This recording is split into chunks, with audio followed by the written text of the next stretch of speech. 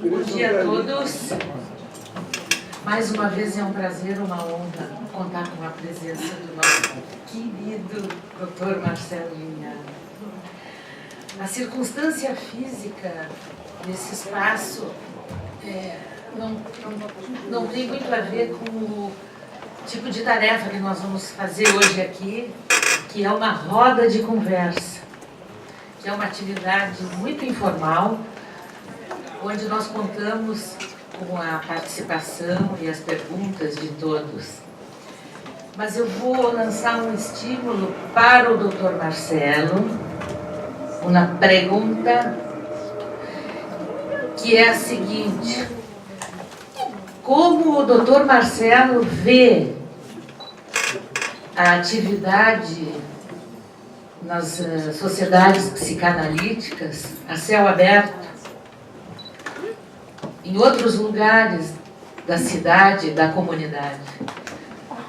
Como o Dr. Marcelo vê essa atividade das sociedades psicanalíticas a céu aberto? Está bem a pergunta? Então eu vou fazer inscrições de quem quiser falar. Temos um microfone para circular.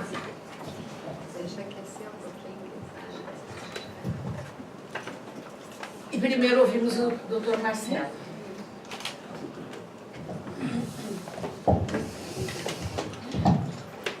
Cuando yo era joven y letrado, era alumno en la APU,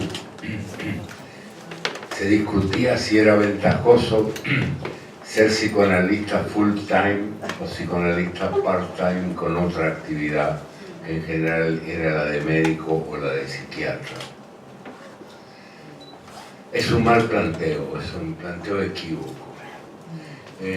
Hoy suscribo la afirmación de Jean-Paul Valabrega, que dice que el psicoanálisis debe ser siempre una segunda vocación, que hay que tener una inscripción consciente de la relación de nuestra persona y de nuestro grupo con el mundo, para que la otra escena esté siempre más allá de lo visible. Si no, la escena del inconsciente se vuelve accesible y transparente. Entonces nosotros tenemos la necesidad de tener una cierta lucidez, un mínimo de lucidez de nuestra autopercepción. Cuando digo autopercepción, digo la relación que tenemos con nosotros mismos, con nuestra familia, con nuestros cónyuges, con nuestros hijos, con nuestros amigos, todo lo que puede ser definido como núcleos de afiliación, núcleos de pertinencia, sean institucionalizados o informales. Desde los griegos se denuncia la falacia de pensar el hombre aislado, de pensar el hombre en relación solo consigo mismo, como se puede estudiar una vez, como puede ser el enfoque de la biología. La autarquía de un sujeto es una mentira, somos sujetos en relación. Nuestros vínculos de vecindad, de proximidad, la presencia del prójimo. Yo siempre tomo una definición de Hannah Arendt, voy a ver si la puedo memorizar. Hannah Arendt dice que siempre nuestra identidad debe renunciar a buscar una mismidad autorreferida, y debemos siempre recordar que somos hombre en relación al conjunto de los hombres. Einstein decía: para yo poder hacer lo que hago, necesito que haya 100 hombres pensando otras cosas, o miles. Entonces, eso que se resume en la frase tan sabida y tan traicionada de Sigmund Freud, cuando dice que toda psicología es una psicología social y no una psicología individual. Como dicen los Barangé en su memorable texto del campo psicoanalítico, que por allí está la presencia de dos cuerpos, de una relación bipersonal, pero siempre desfilan en esa relación bipersonal una constelación de figuras múltiples que están siempre presentes y atraviesan. Entonces, lo que Serge Leclerc llamaba la toxicomanía del encierro, eso de ser psicoanalista de las 8 de la mañana a las 9 de la noche, fue una estupidez muchas veces aconsejada y recomendada o practicada por nosotros mismos.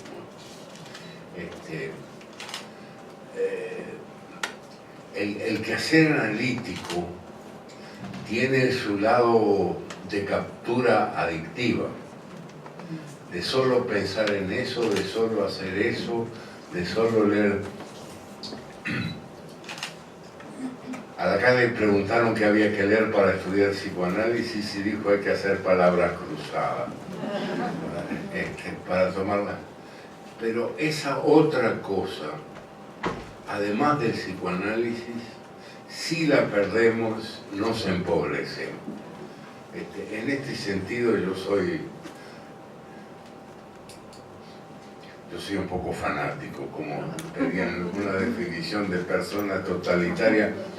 Entonces, lo que llamamos la práctica extramuro, claro, no podemos dejar nuestra escucha analítica encerrada en el consultorio, la llevamos pegada al cuerpo y al alma en todas nuestras experiencias de vida. Somos distintos sabemos que somos distintos antes que después de una experiencia analítica que nos marca para siempre de cierta manera. Y es bueno salir al territorio, a practicar vivencialmente la heterogeneidad, a no hacer una tribu, si no caemos en todos los defectos que son fáciles de ver en otros fundamentalismos y que es muy difícil de ver cuando uno está encerrado en su propio fundamentalismo. Yo creo que es eso la insistencia reiterada de Freud en decir que el psicoanálisis no es una Weltanschauung, que el psicoanálisis no es una concepción del mundo, es solamente una teoría inconclusa y conjetural sobre la organización de la mente y que hay muchos aspectos de la experiencia que no caben adentro del psicoanálisis a riesgo de quedar pegoteado. Cuando se habla de psicoanálisis extramuro,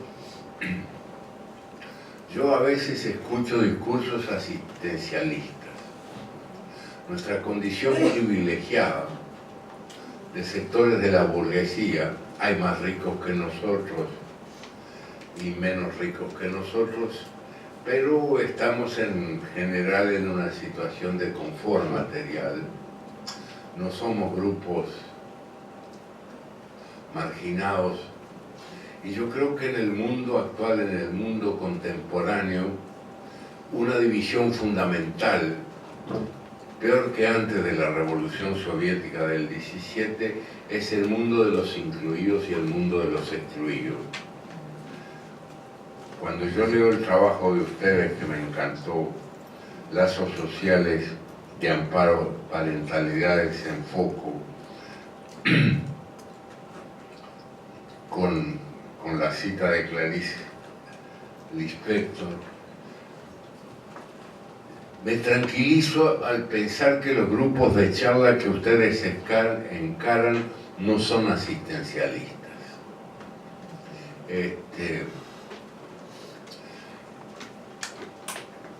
No hay que confundir el psicoanálisis extramuros con la tarea católica respetable del orden de la limosna y del asistencialismo. No vamos a brindar nuestros generosos conocimientos, hay que ir en actitud recíproca, no hay que ir a dar, sino hay que ir a aprender y a recibir. Ahí la situación, la postura de un encuentro en la reciprocidad, y no como en la medicina de antes, que uno iba al médico o al sacerdote y hacía lo que el sacerdote o el médico le mandaban, porque él sabía, y no, uno va al médico porque algo tiene mal adentro y él sabe y yo no. Esa ecuación no sirve para el análisis extramuros, que yo sé y el otro no. La disposición de aprender. Además sabemos tan poco de las legalidades paralelas, sabemos tan poco de la vida anímica de los excluidos. Yo el otro día vi una película extraordinaria, que quizá ustedes conozcan, Somos una familia, de un japonés, sacó... Somos una familia, sacó la Palma de Oro de Cannes. Es imperdible, es insoportable la película y es maravillosa. Es insoportable, les anuncio que es una recomendación sadomasoquista. Pero nos deja con la sensación de que poco sabemos de la exclusión, por más que seamos seres humanos o seamos portadores de un humanismo sensible y generoso. Hay que tener mucho cuidado del humanismo sensible y generoso, terminamos mal. Esa película yo reaprendí, sospechaba lo difícil e inaccesible. Eso sí, la heterogeneidad radical que nos plantean los neuróticos, los fronterizos, la psicosis, y que llaman a la curiosidad de la escucha analítica, que nos apasionan, la alteridad de los excluidos debe tener esa misma fuerza de imantarnos. Ir a descubrir, ir a ampliar el panorama de nuestra mirada, no ir a brindar generosamente como almas buenas que vamos a hacer una acción benéfica y una acción yo eso Bárbaro. me debes una canción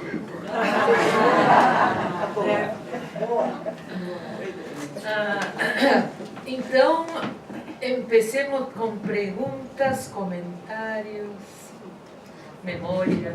La actividad fuera del consultorio es esencial a la sobrevivencia del psicoanalista. Yo anuncio como figura terrible que el que se encierra y solo piensa en Freud se muere muy aburrido. Vamos lá, Beth.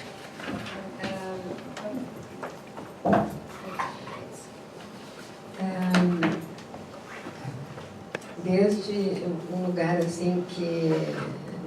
Desde o lugar de pensar a partir do Brasil e de toda a nossa experiência agora política e difícil, onde se habla que homem que foi morto com 80 tiros e não foi crime, não foi crime hediondo. A polícia matar. do exército confundiu com bandidos e Mató una familia, me contó. Esta realidade Bueno, en la crónica con los anuncios de armas de fuego del presidente de la República de este país, ese tipo de incidentes es probable que se repitan.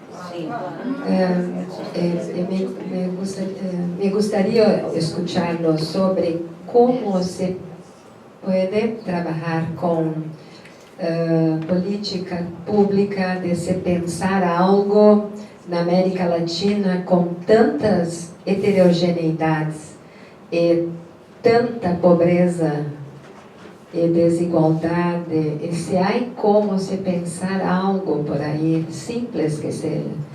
Este filme que o senhor mencionou, que é um filme japonês, nos aponta o quanto não se pode ter verdades. A cultura é diversa para diferentes experiências. Como poder se pensar isso, essas coisas?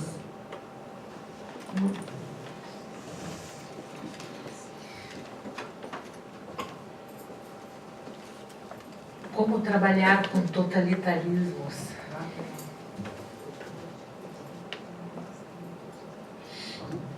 Es más confortable trabajar en democracia, en todos los oficios y en el de psicoanalista también. La libertad que requiere la práctica analítica, como se llama el autor, que dice: solo el ejercicio pleno de los derechos humanos habilita una práctica psicoanalítica legítima. No somos invulnerables a la amenaza. La prueba está que la Segunda Guerra Mundial promovió la transformación de los primeros freudianos o en exiliados o en una caída en lo que se llamó el Instituto Goering de Psicología o algo de eso, la experiencia hacia la Primera Guerra Mundial. Sin embargo, yo me limito a la experiencia uruguaya y argentina, que es la única que conozco de primera mano. El ejercicio del psicoanálisis durante las dictaduras, durante el terrorismo de Estado de las décadas pasadas, fue un lugar de luz, un lugar de salvación para mucha gente. Y a pesar de que nadie estaba contento con la dictadura, tuvo un efecto. Cuando nosotros éramos candidatos, cuando mi promoción era de candidatos, atendíamos pacientes individuales y en paralelo teníamos 1 o 2 grupos terapéuticos por semana. La APU y las SUPIAS, SUPIA quería decir Sociedad Uruguaya Psicoanalítica de grupo, y la experiencia alternante entre práctica individual y práctica grupal, yo tengo un recuerdo que una cosa iluminaba a la otra, la doble perspectiva del trabajo grupal como el que estamos haciendo hoy, tiene efectos y ritmos y cadencias y efectos saludables. Y sin embargo, después de la dictadura, la SUPIA implosionó. No hay más grupos. Los grupos cesaron por el miedo a que las reuniones de más de 3 personas fueran entendidas como subversivas, pero no se recuperó. Tal vez por razones de mercado, de plétora profesional del oficio, que ha crecido en número, que ha crecido exponencialmente. El número de psicoanalistas y de pseudo psicoanalistas y que el supermercado de psicoterapias es mucho más diverso que hace unas décadas. Pero la experiencia es que la APU, yo tengo ahí una gratitud, que yo estuve en exilio en Francia 14 años y la APU pagó mis cuotas a la IPA y a FEAPEAL, las mías y la de mi mujer.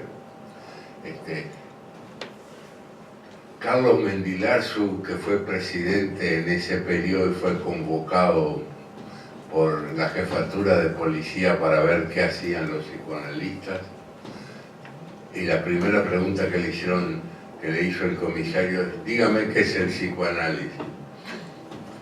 Y Carlos Mendilarzu, que es muy ocurrente y agudo, le contestó: es una ciencia que está prohibida en los países comunistas.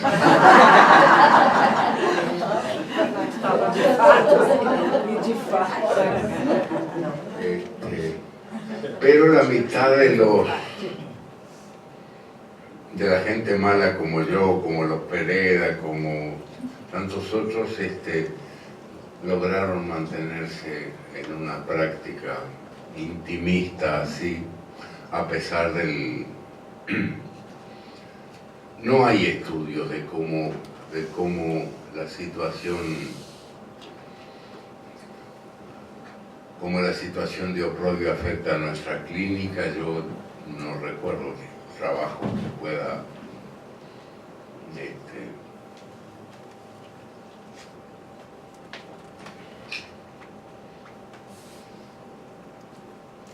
no sé qué agregar a esto.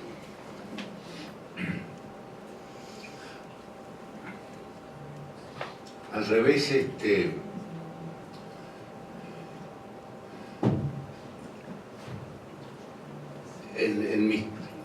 en mis tiempos jóvenes, cada ciencia debía definir su territorio, la especificidad de su método y de su objeto.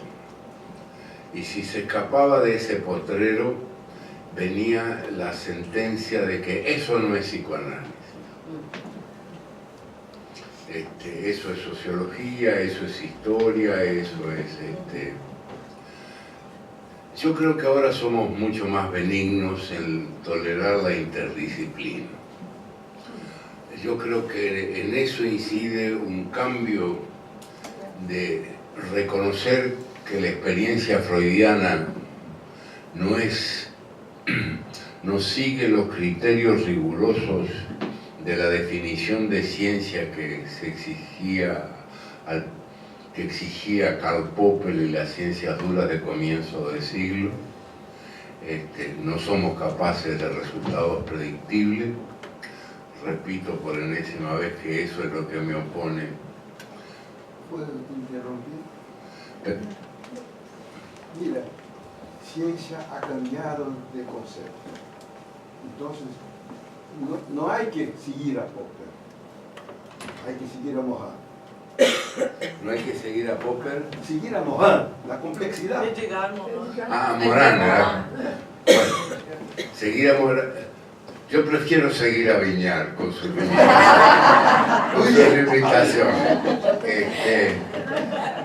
Y pienso que la multicausalidad, como hablábamos ayer, y la interdisciplina no empobrecen al psicoanálisis, sino que lo enriquecen. Mi experiencia con jóvenes es que hay una mayor interpenetración entre el conflicto psíquico y los conflictos sociales. Y que el trabajo conjunto incluye decir, esto te pertenece. En este momento el tema se plantea en que es endógeno, que es lo que viene marcado por la naturaleza, porque hay transexuales, es decir, almas de mujer en cuerpos de hombre o viceversa. Esos son misterios y enigmas que yo no puedo responder y debemos reconocer nuestros límites. Hay una posición distinta respecto a la diversidad sexual y los criterios de aquella clasificación binaria que el hombre era un verdadero macho y la mujer una verdadera hembra son hoy insuficientes en la diversidad. Bueno, el que haya códigos menos estipulados, menos taxonomizados, nos obliga a construir poéticamente en la intimidad del trabajo la sexuación no como algo dado por la naturaleza, sino qué hacemos con esa naturaleza que nos ha dado. Nacemos, la mayoría, salvo los hermafroditas, nacen en cuerpo de hombre o en cuerpo de mujer, pero la noción de trauma, la noción de aprecu, a mí me parece el hecho de que el aparato psíquico se construye dinámicamente a lo largo de los años, que la sexuación no solo es un hecho de la naturaleza, sino que es una construcción social, me parece uno de nuestros pocos pero sólidos progresos. Nosotros construimos nuestra sexualidad, nuestros hijos construyen nuestra sexualidad. La envidia del pene que inventó Freud, bueno, es una cosa que ya ha sido denunciada, desmontada, vituperada, yo no voy a seguir así. En realidad envidiamos lo que nos falta. Las mujeres sin duda envidian el pene, pero los hombres envidiamos el útero, envidiamos aquello que nos falta. Yo cuando leo que Tiresias dice que el goce orgásmico es 7 veces más intenso en la mujer que en el hombre, me muero de envidia.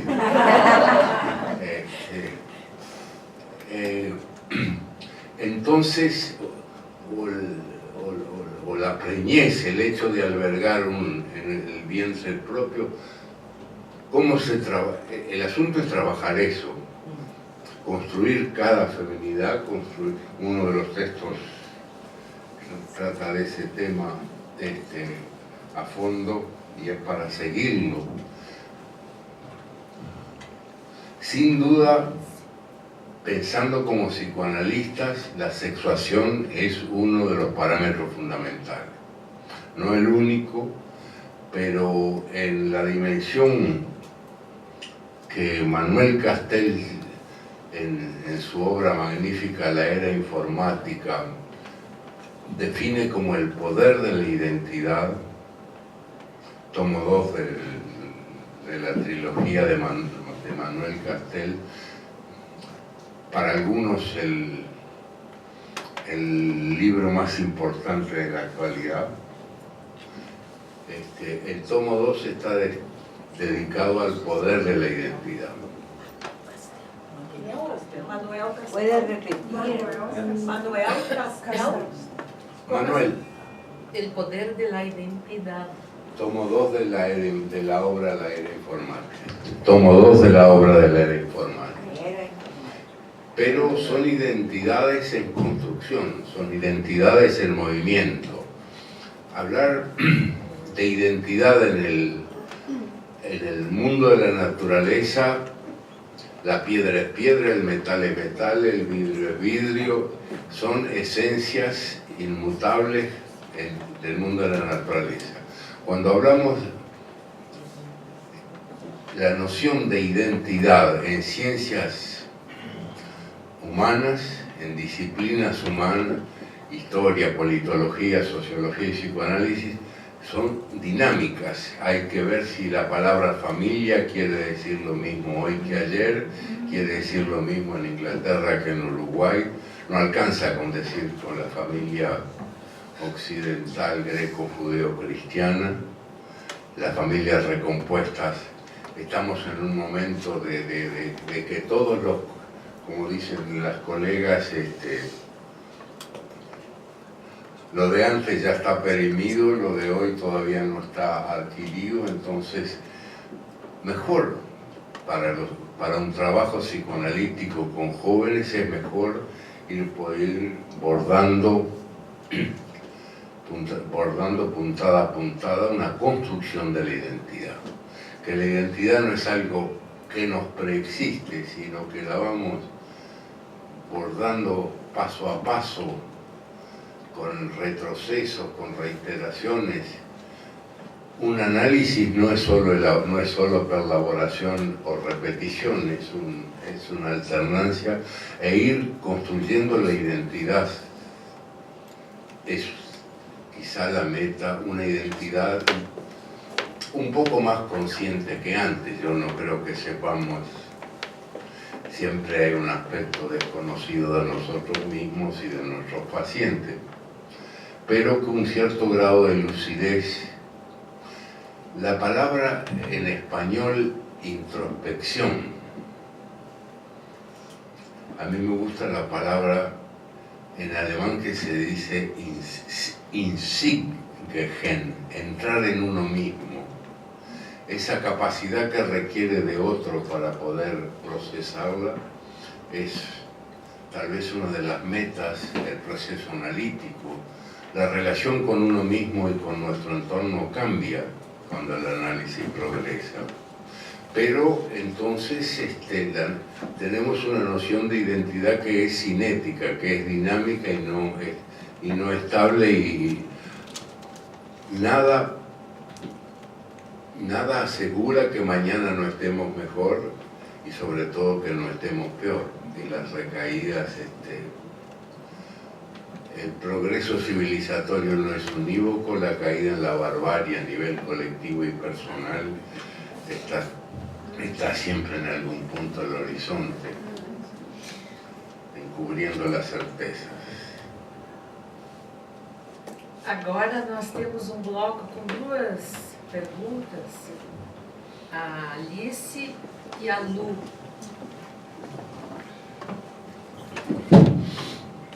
Um prazer estar aqui, né, Dr. Marcelo, podendo charlar com você que tem experiência não só na clínica. Quando você fala concordo com você que o psicoanálise afuera deveria estar para todos, pero hay afueras y afueras, ¿no?, de la clínica, ¿no? Acá nuestra experiencia por mucho tiempo fue estar en la cultura, en las discusiones más específicas, no solo psicoanalíticas, pero en cine, teatro. Eso siempre hicimos como sociedad psicoanalítica en Porto Alegre.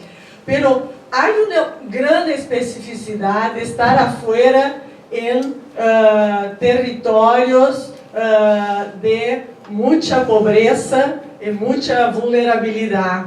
Y esto me parece muy con especificidad que exige de la psicoanálisis algo, una apertura, pero que siempre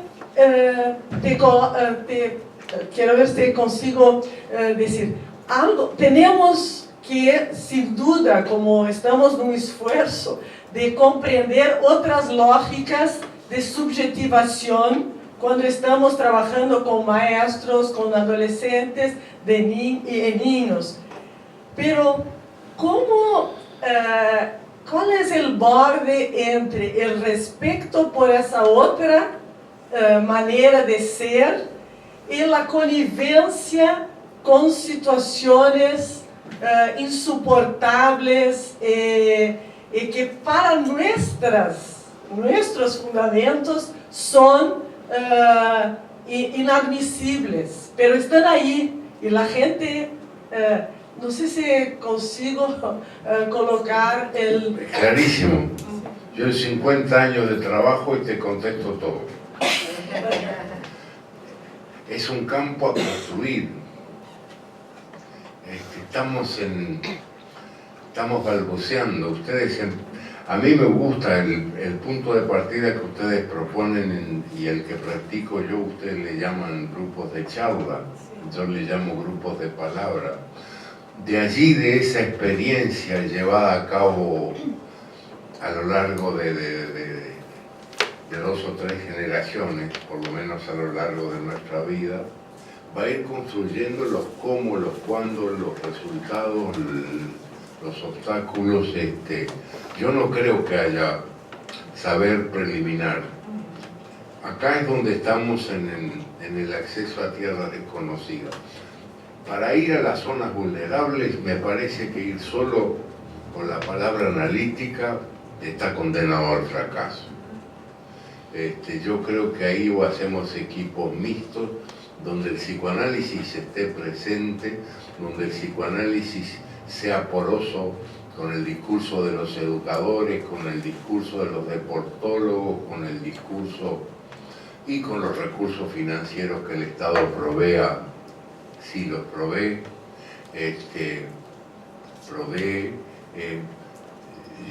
yo creo que es una deuda pendiente que tenemos con la vida y con el mundo, el proteger a los desprotegidos. Yo hago la salvedad, yo estoy convencido, mi sensibilidad me impone esta creencia, es una creencia tan legítima con lo que dice que el psicoanálisis tiene anteojeras y que solo se ocupa de lo íntimo.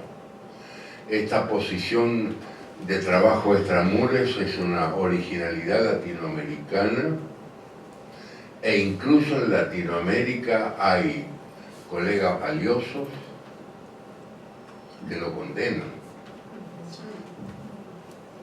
o que lo consideran accesorio, o que lo consideran una limosna o algo de desdén.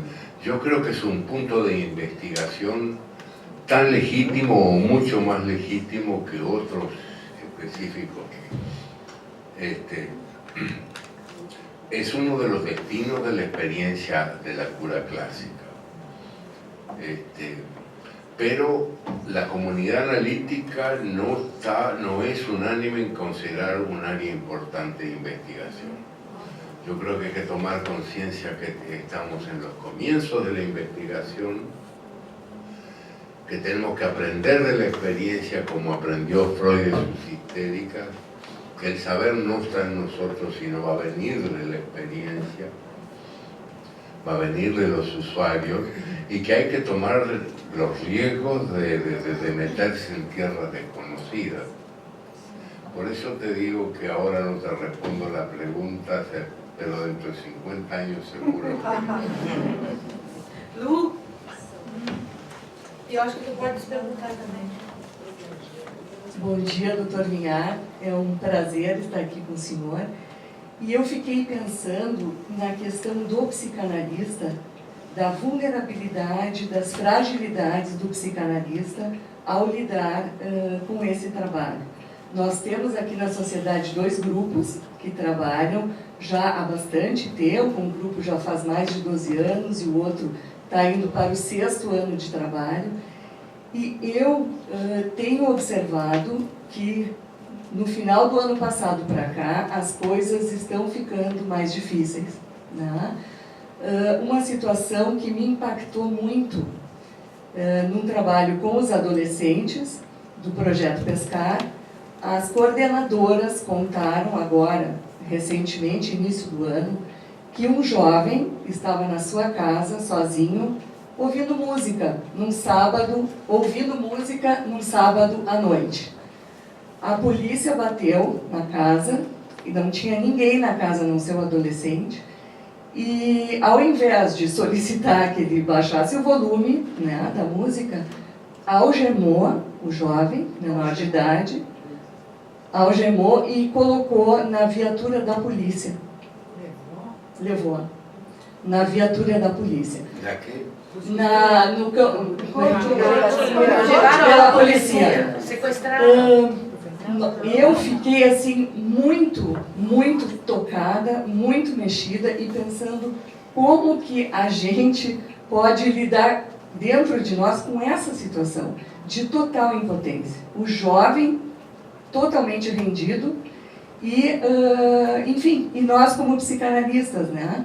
No outro projeto, por exemplo, tem uma educadora que diz que a criança saiu, chorava a noite inteira e depois foi verificar o que tinha acontecido e a última refeição daquela criança tinha sido às 4h30 da tarde e ela estava recebendo na escola, foi a refeição, e ela estava recebendo a criança no outro dia de manhã.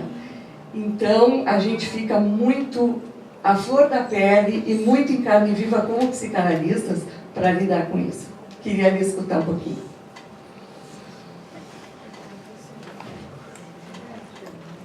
Yo mantengo una correspondencia de cierta asiduidad con Teresa Naylor Rocha de Río 2, que trabaja estos temas a fondo y que conoce el tema de las favelas en Río. Ellos tenían en Río 2 un proyecto Propis y tienen experiencia de la violencia, de la relación con la violencia del narcotráfico y del crimen organizado. Tuvieron que interrumpir la experiencia porque recibieron el mensaje que o se retiran o lo van a pagar con la vida. Y tuvieron que retirarse,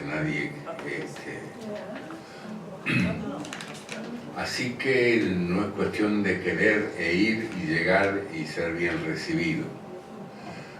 Acá habría 2 derivaciones de esto. Depende de qué gobierno exista, que nosotros podamos meter una cuña de nuestras capacidades y pericias para aportar o que los gobiernos vigentes nos encierren en la casa. Hay que tener cuidado también que cuando uno elige un campo de trabajo lo idealiza.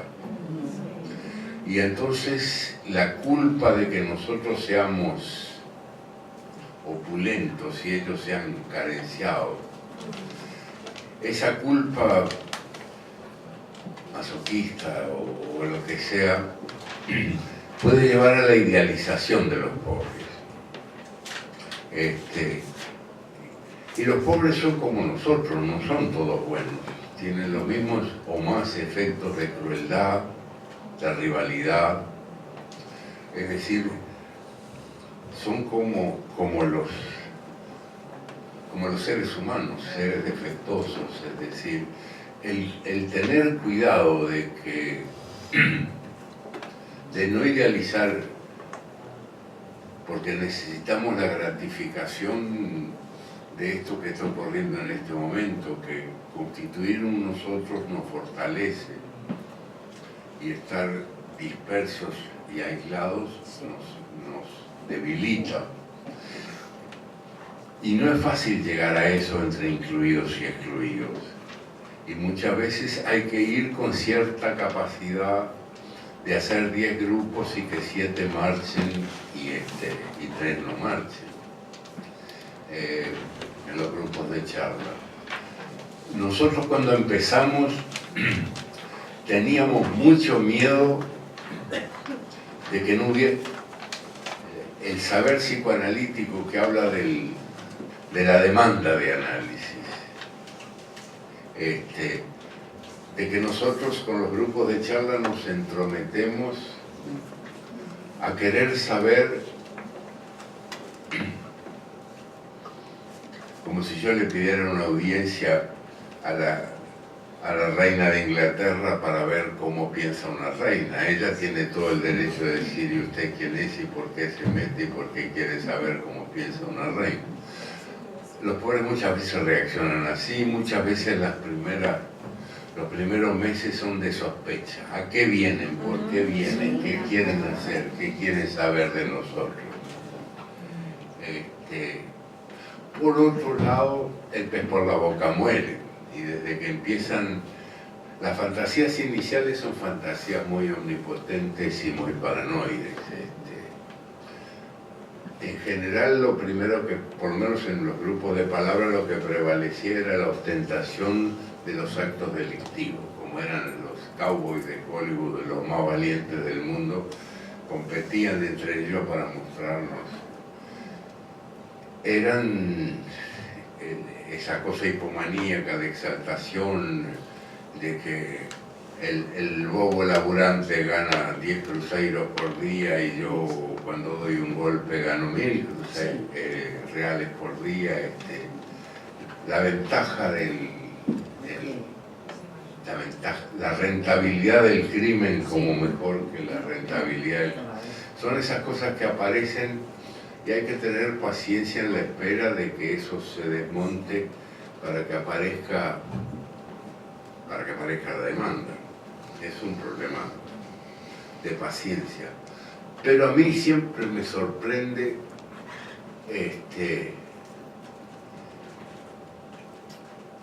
lo que me sorprende es que los excluidos tienen tanta necesidad de hablar o más que los neuróticos, o tanta como los neuróticos y más que los fronterizos. Y que en general hay un momento en que enganchan y ver un grupo así pujando y creando. A mí el texto de Freud que más me ha ayudado para pensar este tema de la exclusión es un pequeño gran artículo del Dichter, mi alemán es pésimo, del Dichter, y digo, ¿por qué lo voy a decir? El poeta y la fantasía, el creador, es un artículo de 6 páginas.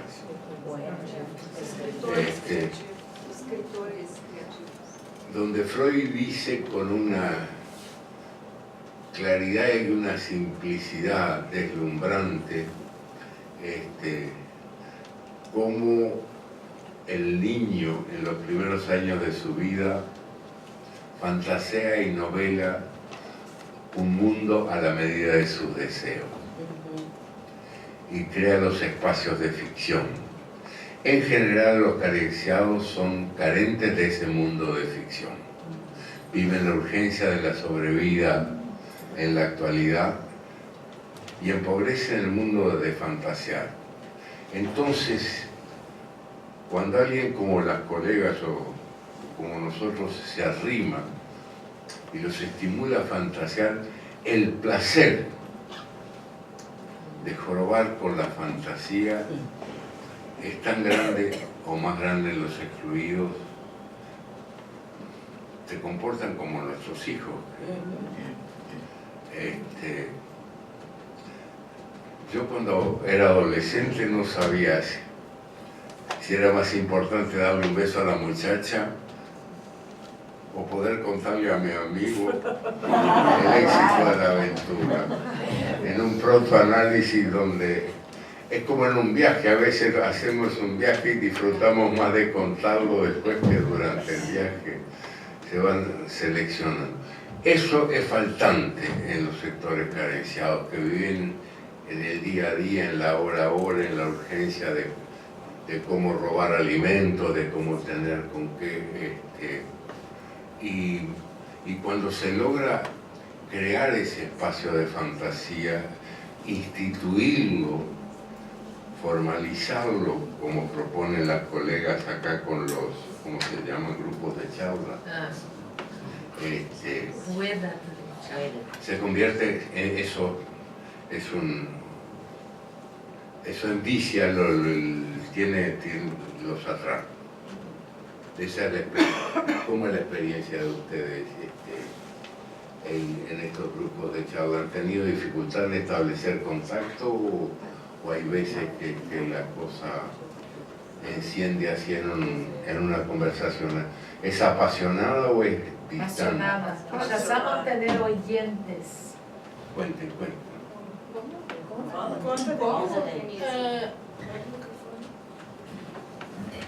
En los primeros grupos, hace muchos años, y cuando empieza un grupo nuevo, como ocurrió hace 2 días, ellas todas se quedaron en el fondo.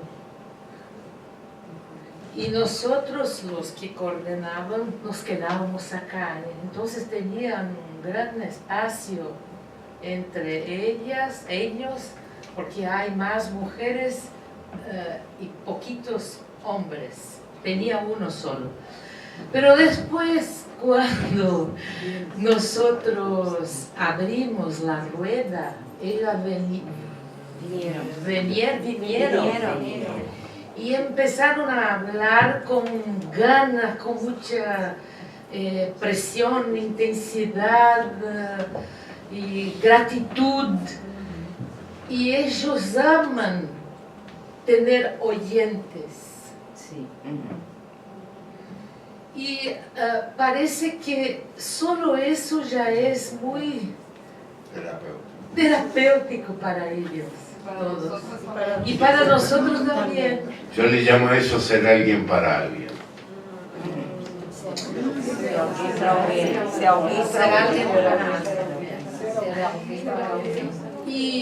Y con el pasar de los años, tenemos 12 años de experiencia. Y mucho tiempo ellos se quedaron un poquito desconfiados. Y nosotros también.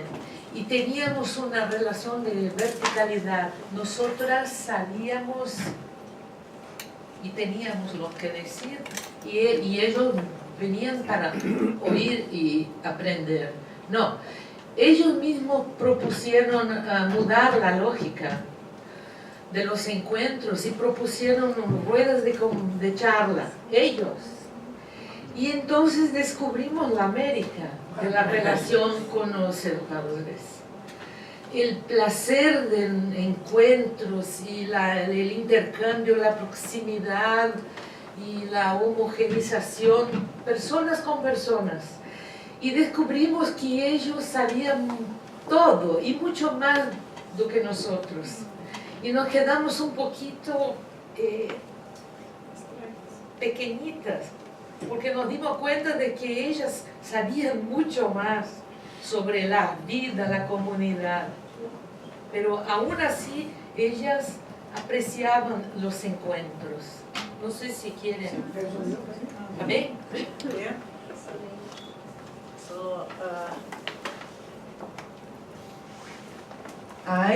Solo para, porque creo que es muy importante eso que hablaste sobre la idealización de este trabajo y que necesitamos eso para nos quedar ahí, sino, pero creo que muchas personas, y tenemos otra cosa importante, que ese nuestro trabajo tiene por medio la Secretaría Municipal, el gobierno Del Estado. de la ciudad o de la municipalidad que trae las maestras. Es una parcería entre nosotros. Entonces, hay también un clima persecutorio que hace para nosotros y para ellas. Hay una situación delicada, pero que es importante porque es como podemos llegar a esas personas, si no, no llegamos. Pero hay muchas personas que abandonan los grupos. Vienen una vez o dos y después se van. Pero vuelven en otro año y tentan de nuevo, porque es una experiencia muy distinta de la pedagógica que están acostumbrados, que hay una clase, que se dice lo que hacer, y entonces para algunos eso es muy desorganizador y las angustias que vienen. Entonces hay esos aspectos.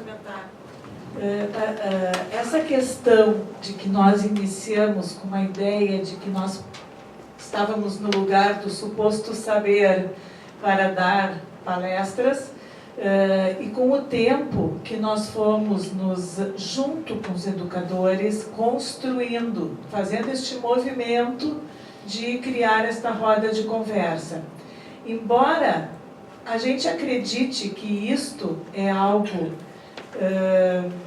evoluído neste momento, saindo do lugar de professor nosso, quando nós fomos convidados para trabalhar numa escola recentemente, que estava com dificuldades de adolescentes que se cortam, e os educadores não sabiam como lidar, quando chegamos na escola, o cartaz que estava escrito era palestra das psicanalistas. Uma conferência das psicanalistas. Embora a assessora que organizou conosco para que chegássemos até essa escola é uma assessora conhecida, que participa, que está ligada a nós outros, que participa das rodas de conversa. Então, é algo que é um território muito desconhecido ainda, é um território muito a ser construído para nós outros e para os educadores com quem trabalhamos. A Knishnik. Estamos da Doutora em matemática. No, era educación. Bueno, yo no soy psicanalista. ¿Cómo? Yo no soy psicanalista. Soy investigadora del área de la educación. Y por primero quiero decir que a mí me deja profundamente conmovida el trabajo que hacen aquí este grupo de psicanalistas, profundamente conmovida. Y es justamente por eso que me gustaría poner en cuestión y preguntarle sobre un punto que a mí me ha ayudado mucho a pensar, que viene de Judith Butler. Bueno, ella deja de lado la idea de incluidos y excluidos y va a trabajar con la idea de vidas precarias. Bueno, y la idea del encuadramiento, bueno, y de la no fijidez de este concepto. Bueno, así es. Entonces, ¿qué pienso yo escuchando estas esto que están a decir ahí, que es absolutamente profundo y de una seriedad increíble. Que en este momento que Brasil vive, los intelectuales, los investigadores, los psicoanalistas que hacen no solo su trabajo en su consultorio, que están ahí como este grupo, son vidas precarias. ¿Por qué? Porque no son vidas que merecen vivir. Y esto es el concepto de Judith Butler. Que pueden ser exterminadas, no como los militares hicieron con este músico negro que estaba ahí. No de este modo, pero de otros modos, como están haciendo en las universidades, por ejemplo. Entonces, son vidas precarias también.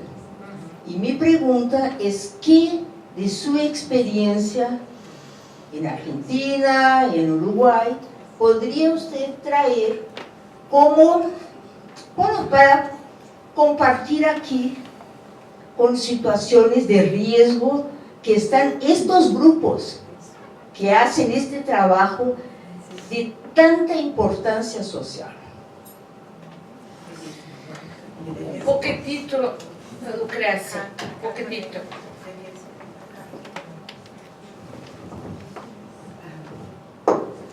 Bueno, siguiendo eso que Elsa ha hablado, yo quería adicionar también eso de la institución, la municipalidad que está junto. ¿Por qué somos realmente vidas precarias? Uno, por ejemplo, si trabaja en el hospital con abuso sexual y perversión, nosotros también estamos sometidos no solamente al sufrimiento de ver, son pequeños mártires, algunos se mueren, estamos sometidos a ese sufrimiento como también al sufrimiento del abusador, porque él no se satisface en abusar de sus hijos o sus enteados o parientes.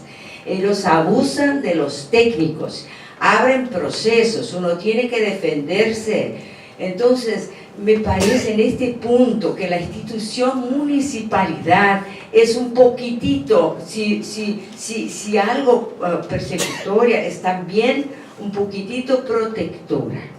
Y a mí me parece que en mi experiencia de 37 años con esta situación, la institución hospital, la institución colegas, la institución departamento nos ampara un poquito para trabajarnos en grupo y no aislados. Entonces me considero una población precaria en este ramo, pero el grupo que nos ampara. ¿Sí? Porque si no, las situaciones de un profundo desamparo delante de estas realidades a que tenemos que hacer frente. Ahora, doctor Rial.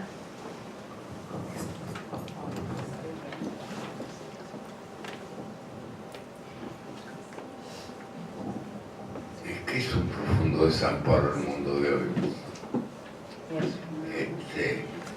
El asunto es cómo podemos revertir esto.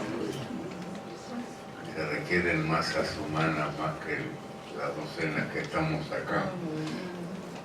No tengo respuesta yo para las vidas precarias o las situaciones precarias. Uno debe arriesgarse hasta ahí donde, por lo menos debe arriesgarse hasta allí donde crea que puede salir. Con la transferencia psicótica pasa algo parecido. Y eso no se puede decir con un micrófono en una sala como esta, sino en el calor de las cosas. Cómo trabajar sin suicidarse es un desafío bastante frecuente en nuestra profesión. Y además a mí me gustaría no solo hablar de poblaciones vulnerables, sino de la relación hombre-mujer que plantea el otro trabajo en el tiempo que queda. Sabe, a gente dá uma ideia de que se trata o trabalho. Isso. Só vamos ver de quanto tempo nós dispomos. 20 minutos no máximo. Então vamos distribuir. A Alice 5 conta sobre o trabalho, 10 minutos. brevemente. Esse trabalho que trata sobre violência em mulheres foi o seguinte: nós começamos a nos perguntar, né, sobre essa questão que tanto se fala, né, como as mulheres é que estão mais presentes nesses meios com as famílias, que os homens ou estão no tráfico ou estão mais ausentes, e que isso deixa as mulheres numa situação de muita vulnerabilidade e que as mulheres aí precisam dos homens, enfim. E a psicanálise, né, que chega e que diz que para a subjetivação, onde é que está o pai, a figura do pai. Então, a partir desse discurso, nós resolvemos pensar um pouco em situações que nós estávamos vivendo. E tivemos uma experiência específica de uma escola que nos procurou porque tinha sido assaltada, roubada 3 vezes num fim de semana. E as mulheres, que eram todas mulheres, vieram, tomaram todas as providências, tinham providenciado maneiras de recuperar o que elas tinham perdido e, ao mesmo tempo, no grupo entre as mulheres e as coordenadoras, que eram mulheres, havia esse clima assim, quase que de pesar, porque não tinha homens para estar ali para proteger aquelas mulheres ali, né, que tinham feito tudo que se faria, né? E ficou muito assim idealizado a atitude de um pai que veio e fez um churrasco para angariar fundos. Então aquela presença foi super valorizada, porque tinha ali então com quem contar. E esse clima é muito... O que nós tentamos discutir é o quanto nós, com nossas teorias, acabamos repetindo essa questão com a vulnerabilidade, a fragilidade das mulheres. Então, esse era o trabalho. Gênero feminino. Alguém mais? Acho que tem um outro exemplo que é da... Só a Beth. Não, mas depois pode não.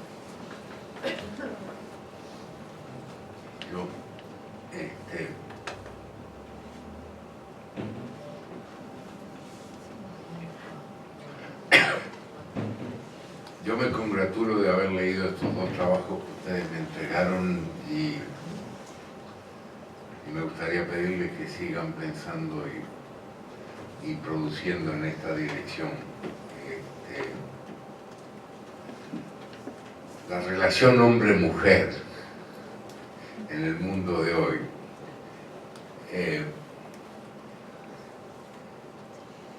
en este mundo que es de un vértigo civilizatorio, eso hace pensar cómo algunos genios de la actualidad dicen, Merleau-Ponty dice que no ha habido ningún acto civilizatorio que no estuviera acompañado de un tiempo de barbarie y destrucción. Y ese es el desafío de la actualidad con los progresos vertiginosos y el sentimiento inescapable que nos espera un porvenir lúgubre y catastrófico cuando vivimos a la mitad del siglo las expectativas de un porvenir radiante, pero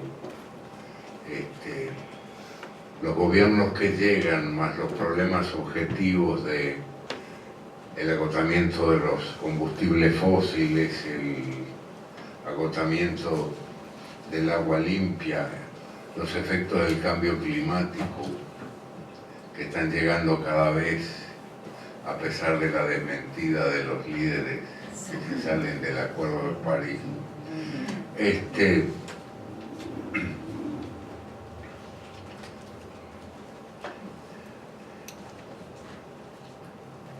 Eric Hobsbawm en su libro Historia de un siglo corto dice que el hecho societario más importante del siglo XX es la emancipación de la mujer.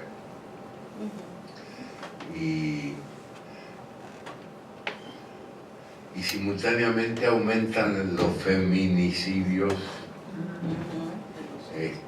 en grado proporcional. ¿Son dos fenómenos correlativos y relacionados causalmente o son coincidencias en el tiempo? Yo pienso que hay una causalidad, que después de siglos o milenios de cultura androcéntrica, a veces violentamente androcéntrica, en la cuna de la democracia griega, el ciudadano era el hombre. Estaban excluidos los extranjeros, los esclavos, los niños y las damas. Es decir, que la adquisición de la dignidad de igualdad es un hecho reciente. Y que es difícil aislarlo del conjunto de cambios que constituyen un vértigo civilizatorio, de que la velocidad de los cambios, la frase de Ulrich Beck y su mujer Elizabeth, como dicen, nunca más, pero todavía no. Es decir, como los códigos del pasado han perimido, pero los nuevos códigos todavía no están vigentes. Cuando uno se asusta de estos anuncios así un poco solemnes, los chinos tienen un refrán que a mí me resulta muy gracioso: líbrenme los dioses de vivir en periodos decisivos de la historia. Yo creo que estamos en un periodo decisivo de la historia y que nos toca vivir esta cosa y esta dimensión.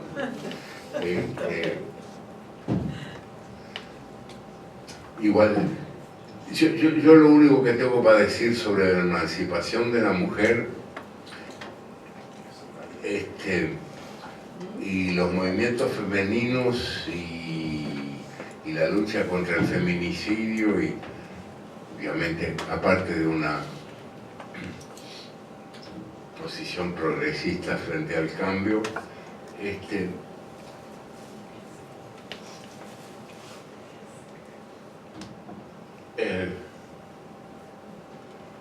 a verlo.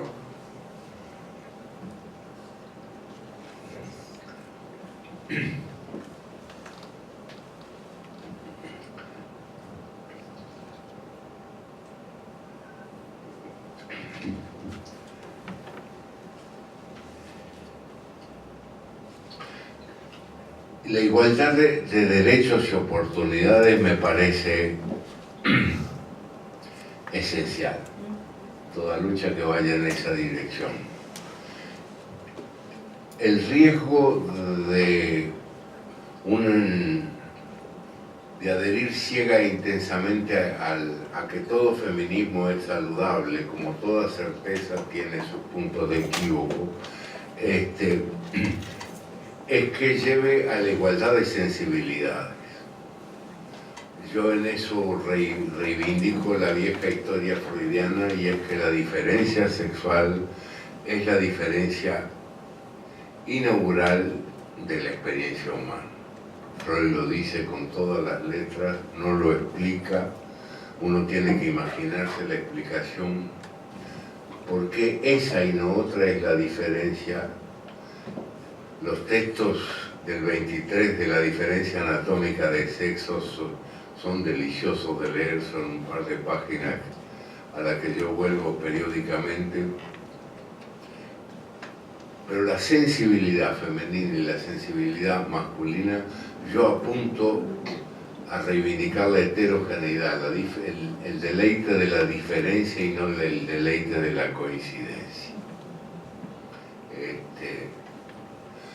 Sin por eso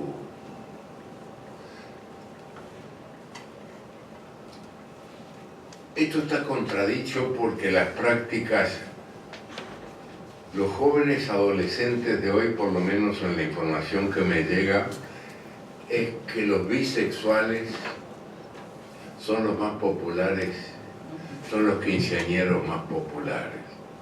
A mí eso me estremece y lo digo y lo grito, como si la totalidad y el vale todo fuera más deseable. Lo que dicen los liceales en secreto o en público es que los heterosexuales nos perdemos la mitad del deleite.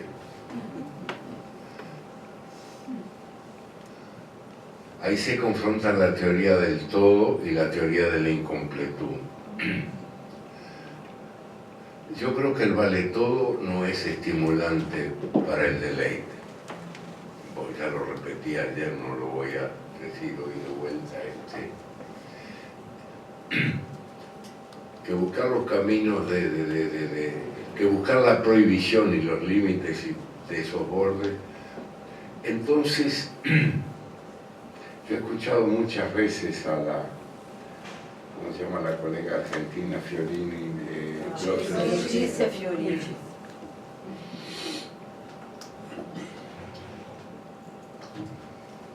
Se habla más de la diversidad sexual en los casos más exóticos que en la avenida central de la sexuación, que es algo tan viejo como Matusalén, de cómo el hombre se hace hombre. A mí me interesa más esa pregunta, responderla con mis pacientes, cómo un hombre se hace hombre y cómo una mujer se hace mujer, que entender todas la diversidad de caminos, la diversidad de laberintos por los cuales se teje el camino del erotismo exótico y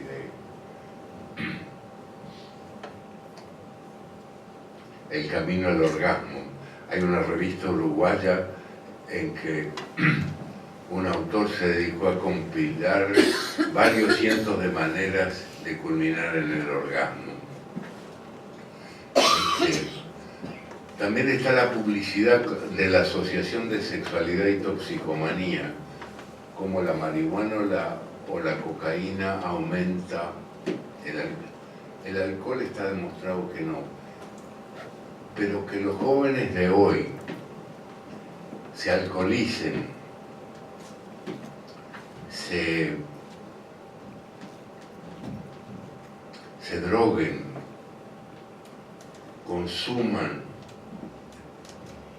marihuana o consuman cocaína o consuman crack y argumenten que eso intensifica y mejora la calidad de performance sexual. Los farmacéuticos dicen que el consumo del Viagra es mayor en los jóvenes que en los viejos. Me parecen datos preocupantes de la sexualidad corriente, de la sexualidad promedial, que me imagino que es la mía. Y siempre a Leticia le digo por qué ella apunta siempre para el caso excepcional. A veces el estudio de los casos excepcionales que me parece importantísimo. Uno ha leído Schreber, El hombre de las ratas, es decir, la singularidad, pero no olvidar lo genérico del tema. Que la sexuación se construye, que el derecho a la diversidad no implica la práctica de todo eso. Y ayer también se hablaba del tema de la autoridad, o me hicieron el planteo en la entrevista de la asimetría de roles. El rol de autoridad de la generación adulta frente a las nuevas sexualidades. Yo no quiero volver a la moral victoriana y a santificar solo el coito adentro del matrimonio,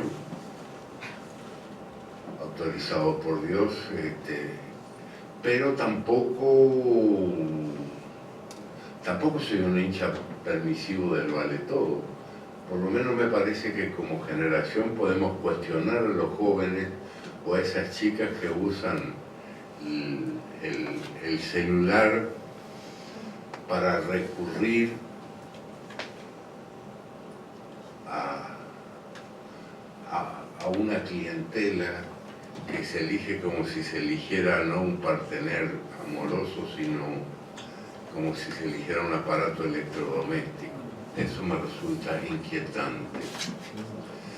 A mí me parece que uno de los ejes de la confusión de la sexualidad es la personalización propia y la del partener.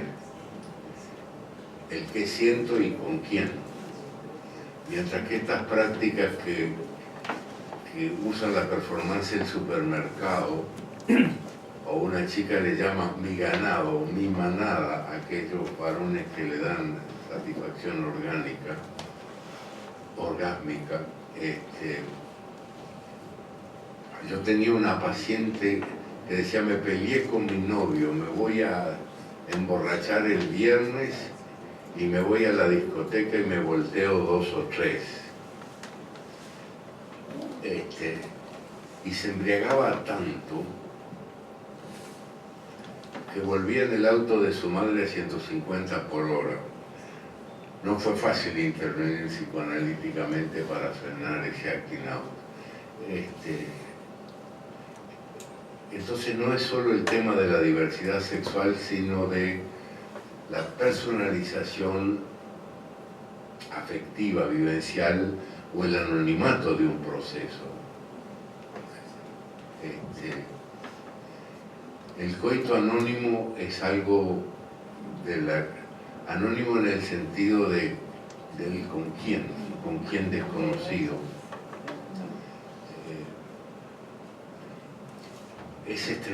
A mí me estremece eso más que la diferencia del objeto.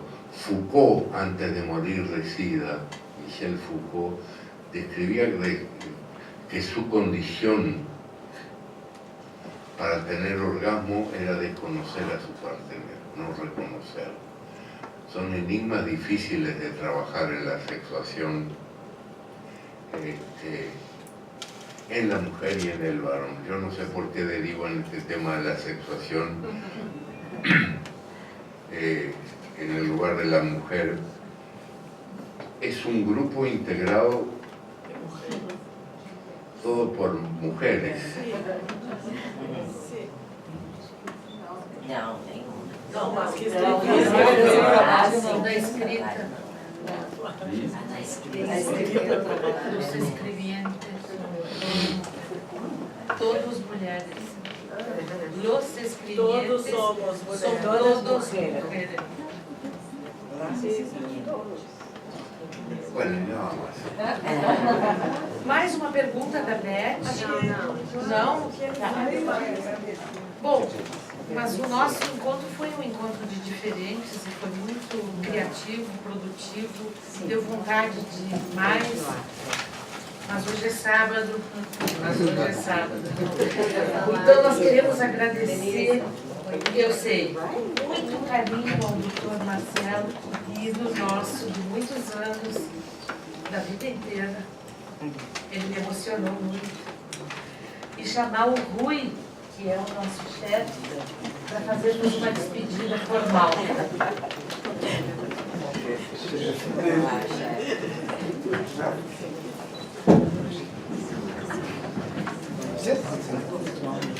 Para mal acostumbrar. Han sido muy cálidos conmigo y yo tengo mucha gratitud. Nosotros también estamos muito contentes de tê-lo aqui nesses dias e, como se falou no primeiro dia, só se confirmou durante os dias de encontro essa capacidade itinerante do pensamento do Dr. Marcelo de passar de uma área a outra, como hoje, tentando e juntando a complexidade, né? No Edgar Morin.